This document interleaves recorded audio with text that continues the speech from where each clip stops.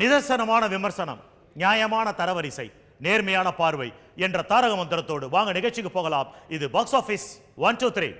நம்மளுடைய box office 1 2 3 இந்த வாரம் ஹாலிவுட் பாலிவுட் புது வரவுகள் எதுவுமே இல்லாத ஒரு சூழல்ல நேரடியாக கோலிவுட் போனோம்னா இந்த வார கோலிவுட் புது வரவாக வந்திருக்கக்கூடிய ஒரு முக்கியமான படம் வந்து ஈட்டி. இந்த படத்தினுடைய இயக்குனர், அறிமுக இயக்குனர் ரவி அரசு, தயாரிப்பாளர் மைக்கேல் ராயப்பன். இந்த படத்தை பற்றிய ஒரு ஸ்பெஷல் ரிவ்யூ, அதாவது அதர்வா நடித்து வந்திருக்கக்கூடிய இந்த படத்தை பற்றிய ஒரு ஸ்பெஷல் ரிவ்யூயும் இது நேரடியாகவே நம்மளுடைய பாக்ஸ் ஆஃபீஸ் 1 2 3 டாப் 5 பொசிஷனுக்குள்ள வர காத்திருப்பதாலும் அதை தவிர்த்து நேரடியாக நம்ம பாக்ஸ் ஆஃபீஸ்க்குள்ள டாப் 5ல என்ன இருக்கு அப்படின்றத பார்த்துடலாம். நம்மளுடைய பாக்ஸ் ஆஃபீஸ் 1 2 3 ஐந்தாவது இடத்துல இருக்கிற படம் இஞ்சி இடுப்பழகி. PVB தயாரிப்பில் வந்திருக்கிற இந்த படம் வந்து ஏற்கனவே நம்மளுடைய ஜட்ஜஸால ஒரு ஸ்பெஷல் ரிவ்யூ சொல்லப்பட்டது. இருந்தாலும் இந்த வாரம் ஐந்தாவது இடத்துல இருக்கிறதுனால ஒரு சின்ன ரீகலெக்ஷன் என்னன்னா, இயற்கையிலேயே உடல்வாகு பருமனாக இருக்கக்கூடிய ஒரு பெண் தன்னுடைய வாழ்க்கையில என்ன மாதிரியான பிரச்சனைகளை சந்திக்கிறாங்க, அதுலேருந்து எப்படி ஃபைண்ட் அவுட் பண்ணி வராங்க அப்படின்ற ஒரு சிம்பிள் லைனை வந்து படமாக்கியிருக்காங்க. இதுக்காக தேவையில்லாம அனுஷ்கா எதுக்காக வந்து உடம்பெல்லாம் சதை போட்டாங்க அப்படின்றது நமக்கு ஒன்றும் புரியல. அந்த அளவுக்கு அந்த கதைக்குள்ள வந்து ஒரு வீரியம் அதிகமாக இல்லை அப்படின்னு தான் சொல்ல முடியும். ஆக்சுவலா இன்னொரு உண்மை என்ன அப்படின்னு சொன்னா, இன்னைக்கு தமிழ் சினிமாவிலேயே உடல் பருமனாக இருந்து அதை வந்து மைனஸா பிளஸா மாத்தி காமிச்சது வந்து இளைய திலகம் பிரபு. அதே மாதிரி மலையாளத்தில் பார்த்தோம்னா மோகன்லால் போன்ற ஒரு நடிகர்கள் வந்து சிறந்த எடுத்துக்காட்டு. அது மாதிரியே நம்மளுடைய சவுத் இந்தியாவை பொறுத்தவரையில் ஒரு பீரியட் வரைக்குமே கதாநாயகிகள் அப்படிங்கிறவங்க, அது கே ரோஜாவா இருக்கட்டும், சரோஜா தேவியா இருக்கட்டும், அல்லது பத்மினியாக இருக்கட்டும், எல்லாருமே வந்து கொஞ்சம் திக்கா தான் இருப்பாங்க. இது வந்து நம்மளுடைய சவுத் இந்தியாவுடைய ஒரு நேச்சர். ஆனால் அது தவறு அப்படிங்கிற மாதிரி இதில் சொல்லப்பட்டிருக்கிறது யதார்த்தம் இல்லாததுனால இந்த படம் வந்து எதிர்பார்த்த ஒரு வரவேற்பை சுத்தமாகவே பெறவில்லை அப்படிங்கிறது தான் நம்மளுடைய கணிப்பா இருக்கு. நம்மளுடைய பாக்ஸ் ஆபீஸ் 1 2 3 ஐந்தாவது இடத்துல இருக்கிற இன்னொரு படம் ஸ்பெக்டர். இந்த படத்தை பத்தி ஆல்ரெடி நம்ம டீடைல் ரிவ்யூ கொடுத்துட்டோம். 007 நடித்து வெளிவந்திருக்கக்கூடிய 24வது படம். இந்த படத்தை வந்து மிக பிரம்மாண்டமான பொருட்செலவில் தயாரித்திருக்கிறாங்க. ஒரு உளவாளியா வழக்கம் போல பாண்ட் அப்படிங்கிற ஒரு பிரச்சனையை மையப்படுத்தி அதனுடைய புலனாய்வுக்காக புறப்படுறாரு. அப்படி போறவர் தன்னுடைய வாழ்க்கையில என்ன மாதிரியான பிரச்சனைகளை சந்திக்கிறாங்கிறத வழக்கமான படங்கள் மாதிரி இல்லாம இதுல கொஞ்சம் புது விதமா சொல்லியிருந்தாங்க. படத்தினுடைய ஆரம்ப கட்ட காட்சியிலேயே 007 ஒரு உதவி தேடி ஒரு மிகப்பெரிய ஒரு பெண்மணியை சந்திக்கிறாரு. அவங்க ஒரு விடோவா இருக்கிறாங்க. அவங்க கொடுத்த குழுவின் பேர்ல ஸ்பெக்டர் அப்படிங்கிற ஒரு அமைப்பு இருக்குங்கிறத தெரிந்து அதுக்குள்ள ஒரு உளவாளியா இவர் ஊடுருவாரு. அதற்கு ஒரு பெண் வந்து உங்களுக்கு ஹெல்ப் பண்றாங்க. அதுக்கப்புறம் அவர் சில பிரச்சனை சந்திக்கிறாரு. தன்னை வளர்த்த அப்பா தான் எதிரியும் வளர்த்திருக்காருங்கிற உண்மை தெரிஞ்சு டிசப்பாயின்மெண்ட் ஆகிறாரு. இந்த பிரச்சனையில இருந்து எப்படி அவர் வெளில வராருங்கிறத சொல்லியிருக்கிற படம் தான் ஸ்பெக்டர். நம்மளுடைய பாக்ஸ் ஆபீஸ் 1 2 3 4வது இடத்துல இருக்கிற படம் உப்பு கருவாடு. இந்த படம் வந்து ராதாமோகன் அவர்கள் இயக்கத்தில் வந்திருக்கு. இவர் ஏற்கனவே அழகிய தீயே, பயணம் போன்ற நிறைய படங்கள் இயக்கியிருக்கிறாரு. மொழி வந்து இவருக்கு ஒரு அடையாளமான படமாக இருந்தது. உப்பு கருவாடு வந்து ஒரு படம் முடிந்து அடுத்த படம் இயக்கக்கூடிய ஒரு நிலைமை என்ன மாதிரியான பிரச்சனையை கொடுக்குது, அந்த படம் சரியா போகலன்னா அப்படிங்கிறத எடுத்து சொல்லியிருக்கிற படம்னா கூட இந்த படம் வந்து பொதுமக்களிடையே ஒரு பெரிய வரவேற்பை பெறலை அப்படின்னு தான் சொல்லலாம். இந்த அட்டெம்ப்ட் வந்து ஒரு ஹானஸ்டான அட்டெம்ப்ட்னா கூட மக்களுக்கு பிடித்த மாதிரி இந்த படத்தை சரியாக திரைக்கதை அமைக்காததுனால இந்த படம் ஒரு பெரிய வரவேற்பை பெறவில்லை. அதை தவிர்த்து பார்க்குறப்போ குடும்பத்தோட பார்க்கக்கூடிய ஒரு ஜானர்ல இந்த படம் வந்திருக்குங்கிறதுல நமக்கு மாற்று சிந்தனை இல்லை. நம்மளுடைய பாக்ஸ் ஆஃபீஸ் 1 2 3 3வது இடத்துல 2 படங்கள் இருக்கு. அதுல முதல்ல பார்க்க போற படம் வேதாளம். இந்த படத்தை சிவா இயக்கியிருக்காரு. கதாநாயகனா அஜித் நடிச்சிருக்கிறாரு. படத்தில் ஸ்ருதிஹாசன் கதாநாயகியா பண்ணியிருக்கிறாங்க. லட்சுமி மேனன் முக்கியமான ஒரு கதாபாத்திரம் பண்ணியிருக்கிறாங்க. AM ரத்னம் தயாரிப்பில் வந்திருக்கிற படம். இந்த படத்தை பற்றிய ஒரு டீட்டெயில் ரிவ்யூ நம்ம ஏற்கனவே பார்த்துட்டோம். தங்கச்சிக்காக பாசமுள்ள அண்ணனாக ஒரு வேதாளமான ரவுடியாக இருந்த ஒருவர் மாறி எப்படியெல்லாம் பாசத்துக்காக அவர் வந்து உருகிறார் அப்படிங்கிறத சொல்லியிருக்கிற படம். இந்த படம் வந்து ஒரு மாஸ் ஹீரோவுக்கான படம்னா கூட அதை தவிர்த்து பார்க்குறப்போ ஒரு சாதாரண மக்களுக்கு இந்த படம் வந்து பார்த்து பார்த்து சலித்து போன ஒரு பழைய ரஜினிகாந்த் ஃபார்முலா படமாக இருக்கிறதுனால எதிர்பார்த்த வரவேற்பை இந்த படம் பெறல. ஆனா கலெக்ஷன் ரீதியா அந்த படம் வந்து ஒரு மிகப்பெரிய ரெக்கார்ட் பிரேக் பண்ணிருக்கனே சொல்லலாம். நம்மளுடைய பாக்ஸ் ஆபீஸ் 1 2 3 3வது இடத்துல இருக்கிற இன்னொரு படம் உருமீன். சென்ற வாரம் புது வரவாக வந்த படம். நம்மளுடைய ஜட்ஜஸால ஒரு ஸ்பெஷல் ரிவ்யூக்கு எடுத்துக்கொள்ளப்பட்ட படம். இந்த படம் வந்து பாபி சிங்காவுக்கு ஒரு மிகப்பெரிய படமாக இருக்கும்னு எதிர்பார்த்த படம். பெருமாள் சாமி இயக்கத்தில் வந்திருக்க இந்த படத்தை வந்து நம்ம ஏற்கனவே ரிவ்யூ கொடுத்ததுனால ஷார்ட் அண்ட் ஸ்வீட்டான லைன் வந்து ரீஇன்கார்னேஷன் அப்படிங்கிற ஒரு கான்செப்டை தொட்டா கூட அது மக்களுக்கு புரிகிற மாதிரி சொல்லப்படாததால நெஞ்சம் மறப்பதில்லை அல்லது 3 முகம், அதை தொடர்ந்து வந்த தேவதை போன்ற படங்கள்ல இருக்கிற தெளிவு இதில் இல்லாததுனால இந்த படம் எதிர்பார்த்த ஒரு வெற்றியை பெறல. அதாவது ஆங்கிலேயர்கள் காலத்தில் இருக்கக்கூடிய அந்த காட்சி அமைப்புகள் வந்து ஆர்ட் டைரக்ஷன் ரொம்ப அருமையாக இருக்கு அப்படின்னா கூட அதுல சொல்லப்பட்டிருக்க கான்செப்ட் வந்து யதார்த்தத்துக்கு அப்பாற்பட்டதாக இருக்கு. அதை தவிர்த்து ஆரம்ப கட்ட காட்சிகளில் சொல்லப்படக்கூடிய கார்ட்டூன் இமேஜில் வரக்கூடிய அரசர்கள் காலத்து கதையும் கூட நம்பகத்தன்மை இல்லாமல் ஒரு கோச்சடையான் படம் பார்ப்பது போன்று இருக்கு. அதை தவிர ஸ்டேட் ஃபிலிமுக்கு வந்தோம்னா ஒரு இருட்டு அறைக்குள்ள அடைப்பட்டவர் தான் கூட அடைப்பட்டிருக்க ஒருத்தன் தான் தவறு செய்திருக்கான் அப்படிங்கிற உண்மையை அவனே சொன்னதுக்கு அப்புறம் அவனுடைய ஒரு சப்போர்ட்டோட அங்கிருந்து தப்பிக்கிறாரு. அப்படி தப்பிக்கிறவருக்கு யார் எதிரிங்கிற உண்மை தெரிஞ்சதுக்கு அப்புறம் அந்த எதிரியை எப்படி எந்த பிரச்சனையை வச்சு அவர் ஃபைண்ட் அவுட் பண்றாரு, இதுக்கு அவருக்கு இலூஷன் எந்த அளவுக்கு ஹெல்ப் பண்ணிருக்கு அப்படிங்கிற ஒரு அழகான நாட்டை சரியான திரைக்கதையின் மூலம் சொல்லாததுனால படம் பார்க்கிறவங்களுக்கு ஏதோ வித்தியாசமான 3 லாங்குவேஜ் படம் பார்க்கிற மாதிரியான ஒரு உணர்வை ஏற்படுத்தியிருக்குங்கிறது தான் உண்மை. நம்மளுடைய பாக்ஸ் ஆஃபீஸ் 123ல டாப் 2 பொசிஷன்ல என்ன படங்கள் இருக்கு அப்படின்னு பார்க்க போறோம். நம்மளுடைய பாக்ஸ் ஆஃபீஸ் 123ல 2வது இடத்துக்கு இந்த வாரம் வந்திருக்கிற படம் கோலிவுட் புதுவரவாக வந்து நேரடியாகவே 2வது இடத்தை பிடிச்சிருக்கிற படம் ஈட்டி. இந்த படத்தினுடைய கதாநாயகன் அதர்வா, கதாநாயகி ஸ்ரீதிவ்யா, படத்தை எழுதி இயக்கியிருக்கிறது அறிமுக இயக்குனர் ரவி அரசு.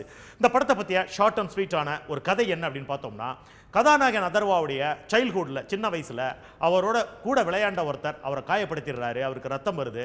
இதுக்காக அவங்க டாக்டர்கிட்ட போறப்போ டாக்டர் வந்து அந்த ரத்தம் கண்ட்ரோல் ஆகாமல் இருக்குங்கிறதுக்காக அவருக்கு ஒரு ட்ரீட்மெண்ட் கொடுக்குறாரு. அப்பயும் அது கண்ட்ரோல் ஆகல. அதுக்கு அந்த டிசீஸ்க்கு மெடிக்கல் லாங்குவேஜில் என்ன பேர் அப்படின்னு சொன்னா த்ரம்போஸ்தேனியா அப்படின்னு சொல்றாங்க. அதாவது ப்ளீடிங் டிசார்டர் அப்படின்னு அதுக்கு பேரு. அப்படி ஒரு டிசீஸ் இருக்கிறதுனால இவருக்கு அடிபடாமல் பார்த்து ஜாக்கிரதையாக வளர்க்கணும். அடிபட்டால் அந்த ரத்தம் வந்து நிற்கிறது ரொம்ப கஷ்டம் அப்படின்னு சொல்லி எச்சரித்து அந்த பையன் அனுப்புகிறாரு. பையனுடைய அப்பாவான ஜெயபிரகாஷ் ஒரு உண்மையான போலீஸ் ஏட்டா இருக்காரு. அவர் கிடைச்ச அந்த குறைந்த வருமானத்தில் பையனை ரொம்ப செல்லமாக வளர்க்குறாரு. பையன் வந்து ஒரு பெரிய அத்லெட்டிக் வீரராக வராது. அதுவும் வந்து ஹர்டல்ஸ் அத்லெட்டிக் அப்படின்னு சொல்லுவாங்க. தடுப்பு இருக்கக்கூடிய அந்த தடுப்புகளை தாண்டி ஓடக்கூடிய ஒரு ஓட்டத்துக்கு பேர் வந்து அத்லெட்டிக்ஸ் ஹர்டல்ஸ் அப்படின்னு சொல்லுவாங்க. அந்த ஓட்டத்தில் ஒரு கை தேர்ந்தவராக இருக்கிறாரு. இது வரைக்கும் நேஷனல் லெவலில் பண்ண ரெக்கார்ட் என்னவோ அதை தாண்டிய ஒரு ரெக்கார்ட் பண்ணி நேஷனலில் ஜெயிச்சு ஒலிம்பிக் போகணும் அப்படிங்கிறது இவருடைய அல்டிமேட் எய்மா இருக்கு. இவருக்கு கோச்சரா ஆடுகளம் நரேன் இருக்காரு.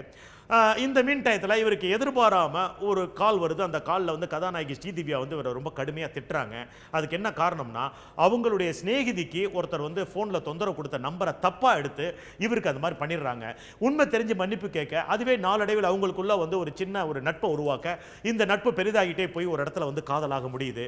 ஒரு காலகட்டத்தில் டெல்லியில் நடக்க வேண்டிய ஒரு விளையாட்டு போட்டியினுடைய இறுதி வந்து சென்னையில் நடக்கக்கூடிய சந்தர்ப்பம் ஏற்படுறப்போ சென்னையை நோக்கி அதர்வா பிரயாணமாகிறாரு தஞ்சாவூர்லேருந்து.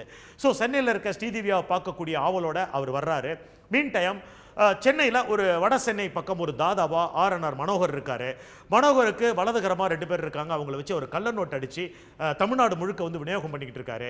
இந்த கும்பலை பிடிக்கிறதுக்காக செல்வா தலைமையில் ஒரு போலீஸ் ஃபோர்ஸ் வந்து சரியான ஒரு க்ளூ இல்லாமல் தவிச்சுக்கிட்டு இருக்கப்போ கதாநாயகியுடைய தம்பி வந்து ஒரு சின்ன க்ளூ கொடுத்து அந்த குரூப்பை சேர்ந்த ஒருத்தரை அரெஸ்ட் பண்ணி உள்ள வைக்கிறாரு. ஆனால் அவர் ஒரு தவறான போலீஸ் அதிகாரினால வெளில வந்துடுறாரு. இதுக்கு மீன் டைம் கதாநாயகி மேலே வில்லன் கூட்டத்தை சேர்ந்தவருக்கு ஒரு காதல் வந்துடுது. ஸோ பொண்ணு கேட்குறாங்க. பெரிய தகராறாகி பொண்ணு கொடுக்க முடியாத சூழ்நிலையில் வெஞ்சன்ஸ் வந்துடுது. அந்த பொண்ணே வேண்டாம், இதுக்கு காரணமான பெண்ணுடைய சகோதரனை பழிவாங்கணும்னு அவங்க ஒரு எய்ம் பண்றாங்க. அவனை பழிவாங்கிறதுக்காக அவனை தாக்கக்கூடிய அதே தருணம் அதர்வா தன்னுடைய காதலியை பார்ப்பதற்காக 2 வீலரில் பைக்கில் வந்துட்டு இருக்காரு. அந்த பைக்கில் ஏறி தப்பிச்சிடுறாரு கதாநாயகியுடைய தங்கச்சி. ஆனால் அவர் வந்து பர்பஸாக தான் தப்பிச்சதுக்கு இவர் காரணம்னு சொல்லி இவரை கடுமையாக வந்து தாக்க தொடங்குறாங்க. அந்த பிரச்சனையிலேருந்து கதாநாயகன் எஸ்கேப் ஆயிடுறாரு, அவங்கள துவம்சமாக்கிறாரு. இதை தொடர்ந்து கதாநாயகனுக்கும் அந்த எதிரிகளுக்கும் வந்து ஒரு பெரிய ஒரு மோட்டிவ் இருக்கு. இந்த பிரச்சனை எல்லாத்தையும் எப்படி தீர்த்து இவர் கடைசியாக ஒலிம்பிக்கில் தன்னுடைய அச்சீவ்மெண்ட்டை அடைந்தாரா, ஒலிம்பிக்கு செலக்ட் ஆனாரா இல்லையா அப்படிங்கிறத கொஞ்சம் நெஞ்சு பதைக்க சொல்லியிருக்கக்கூடிய ஒரு படம் தான் ஈட்டி அப்படின்னு சொல்லலாம். சமீபத்தில் தமிழ் சினிமாவில் இப்படி ஸ்போர்ட்ஸை மையப்படுத்தி வந்த ஒரு சில படங்கள், அதாவது பசங்க போன்ற படங்கள் எடுத்துக்கலாம், சாட்டை போன்ற படங்கள்ல ஆங்காங்கே வந்த காட்சிகளை மீறி அஸ்வினி அப்படின்ற ஒரு படம் வந்து ஏறக்குறைய 27 வருஷத்துக்கு முன்னாடி மௌலி இயக்கத்தில் ஒரு உண்மையான அத்லெட்டிக் வீராங்கனையே மையப்படுத்தி வந்து ஒரு மாபெரும் வெற்றி பெற்ற படம்.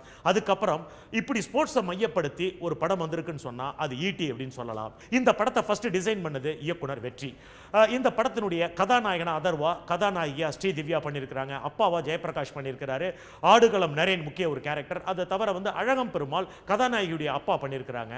இவங்க எல்லாத்தையும் விட முக்கியமாக நம்ம சொல்ல வேண்டியது இயக்குனர் ரவி அரசு. இது அவருக்கு ஒரு முதல் படம். ஆனால் ஒரு முதல் படத்தில் ஒரு ஜனரஞ்சகமான கதையை சொல்கிறோம் அப்படிங்கிறதெல்லாம் மீறி வந்து யங்ஸ்டர்ஸை மோட்டிவேட் பண்ணுற மாதிரி ஸ்போர்ட்ஸ் அப்படிங்கிற ஒரு விஷயத்தை கையில் எடுத்துக்கிட்டு அதுக்குள்ள கமர்ஷியல் ஜானரை உள்ள அப்ளை பண்ணி தான் எடுத்துக்கொண்ட அந்த ஜாப்பை வந்து ரொம்ப பர்ஃபெக்டாக பண்ணியிருக்காருன்னு சொல்லலாம்.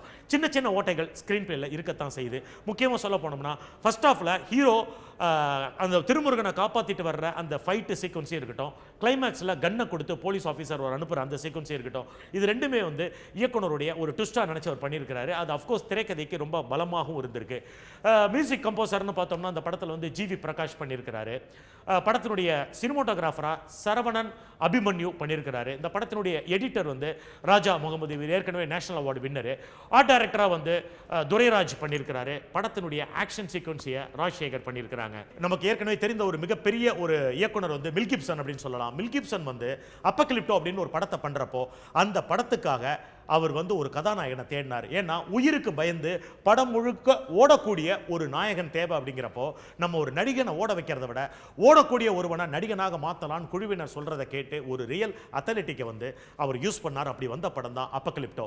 நமக்கெல்லாம் வந்து ஒரு மிகப்பெரிய மிராக்கல் எக்ஸ்பீரியன்ஸை கொடுத்த ஒரு படம். அது மாதிரி இந்த படத்தில் கதாநாயகன் அதர்வா வந்து வழக்கமான ஹீரோக்கள் மாதிரி ஒரு டூயட் பாடுறதோ அடிதடியோ இல்லாமல் இந்த படத்தில் அவர் ஒரு அத்லெட்டிக் வீரனா வந்து கண் முன்னால நம்மளை வந்து பிரமிக்க வச்சிருக்கிறாரு. இந்த படத்தில் அவர் டெடிகேட் பண்ணியிருக்கிறாரு அப்படின்னு ஒரு சிம்பிளான வார்த்தையை நம்ம சொல்ல முடியாது. அவர் வந்து சாக்ரிஃபைஸ் பண்ணியிருக்காருன்னு தான் சொல்லலாம். நம்ம 6 பேக்கில் தமிழ் சினிமாவில் நிறைய பேரை பார்த்துருக்கோம். ஃபர்ஸ்ட் டைமாக 8 பேக்கில் வந்து நிற்கிறாரு. அவருடைய பாடி லாங்குவேஜ் மட்டும் இல்லை, அவர் உண்மையிலேயே ரன்னிங்கில் ஓடுறப்போ நம்ம ஒரு ஒலிம்பிக்கை பார்க்கக்கூடிய உணர்வை அவர் கொடுத்துருக்கிறாரு. இது நிச்சயமாக ஒரு கைத்தேர்ந்த இயக்குனருடைய ப்ரொஃபஷனல் டச் அப்படின்னு சொல்கிற மாதிரியான ஒரு இயக்கம் தான். அதை தவிர இந்த படத்தில் மிக முக்கியமான ஒரு பங்கு வந்து தயாரிப்பாளருக்கு இருக்குது. அதே சமயத்தில் ஆக்ஷன் மாஸ்டராக இருக்க ராஜ்சேகருக்கு இருக்குது. இந்த படம் ஒரு வழக்கமான சினிமாவை எதிர்பார்த்து வர ரசிகர்களுக்கு அதை விட ஒரு பிரமிப்பை கொடுக்கக்கூடிய ஒரு படமாகத்தான் நம்மளுடைய ஜட்ஜஸால் பார்க்க முடியுது. ஸோ இந்த படம் பலவிதமான விருதுகளை பெறுங்கிறது நம்மளுடைய ஒரு கணிப்பாகவே இருக்கு. இந்த படத்தை வெறுசா நம்ம ஒரு ரிவ்யூ மட்டும் எடுத்துக்காம எல்லாருமே பார்க்கக்கூடிய கவர்ச்சி இல்லாமல், இரட்டையர்த்த வசனங்கள் இல்லாமல் ரொம்ப ஸ்டன்னிங்காக பண்ணியிருக்கிறாங்க. ஒரு படத்தினுடைய விளம்பரம் ஒரு படத்துக்கு எந்த அளவுக்கு ஈர்ப்பாக இருந்திருக்குன்னா இந்த படத்தினுடைய ஸ்டில் ஃபோட்டோகிராஃபருக்கு அந்த கிரெடிட் போய் சேரும். இந்த படத்தினுடைய ஸ்டில் ஃபோட்டோகிராஃபர் ராபர்ட் அவருடைய டிசைன்ஸ் வந்து இந்த படத்துக்கு ரொம்ப ஒரு ப்ளஸ்ஸாக இருந்திருக்கு. இந்த படத்தை டிசைன் பண்ண என்டையர் ப்ராஜெக்ட்டுக்கு நம்ம பாக்ஸ் ஆஃபீஸ் வந்து ஒரு வாழ்த்துக்கள் சொல்லுது. நிச்சயமா இந்த படத்துக்காக அதர்வாவுக்கு விருதுகள் காத்திருக்குங்கிறதுல நமக்கு மாற்று சிந்தனையே இல்லை. நம்மளுடைய பாக்ஸ் ஆஃபீஸ் 123ல நம்பர் 1 அப்படிங்கிற பொசிஷன்ல இந்த வாரம் எந்த படங்களுமே இல்லை. இது எல்லாமே இந்த வாரத்தினுடைய ஒரு ஸ்டேட்டஸ் அண்ட் ஆர்டர் தான். இந்த படங்கள் ஃபர்தரா நம்மளுடைய பாக்ஸ் ஆஃபீஸ்ல என்ன மாதிரியான மாற்றத்தை கொடுக்க போகுதுங்கிறத பொறுத்திருந்து பார்ப்போம். அதுவரை உங்களிடமிருந்து விடைபெறுவது சரவணன் சுப்பையா. நன்றி, வணக்கம்.